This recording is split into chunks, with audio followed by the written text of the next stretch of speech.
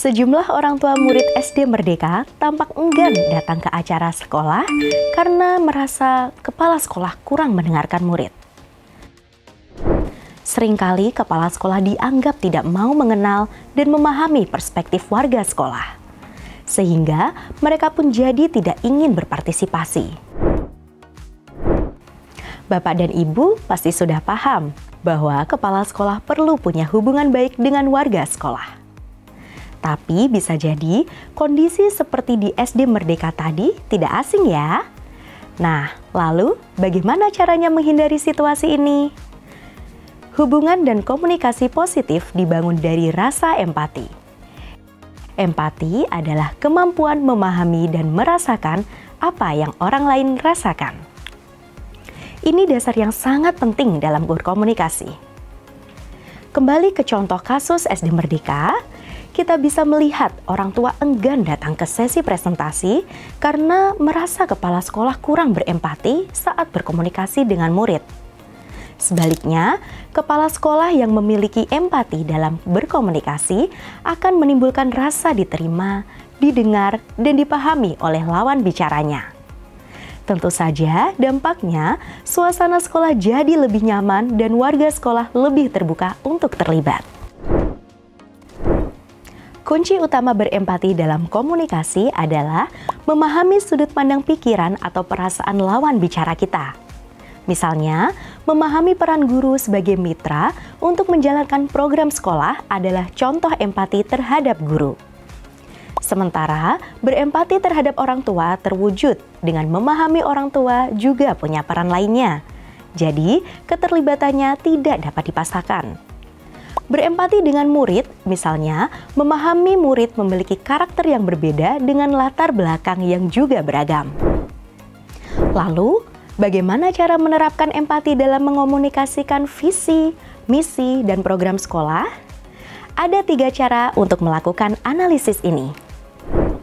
1. Analisis demografi dilakukan dengan mengetahui data berikut.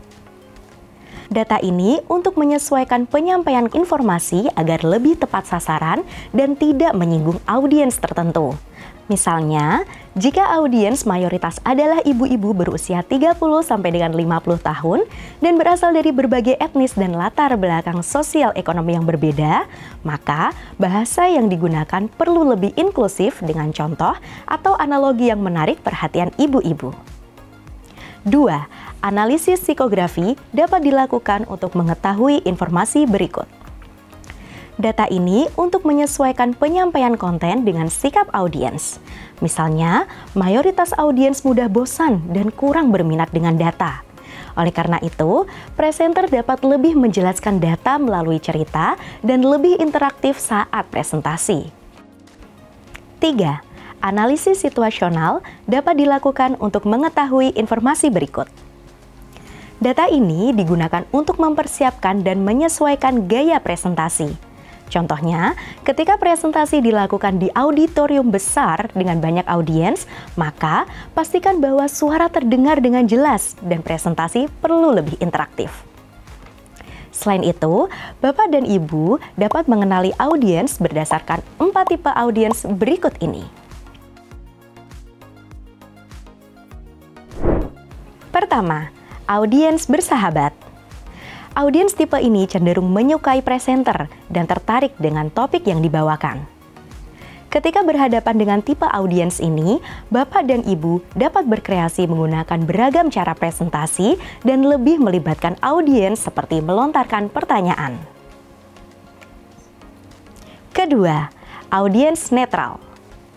Tipe audiens ini tampak tenang, berpikir rasional, dan terlibat di permukaan.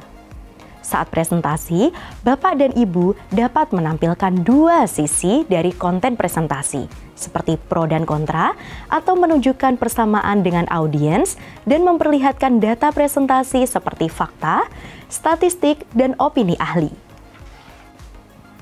Ketiga, audiens yang tidak tertarik.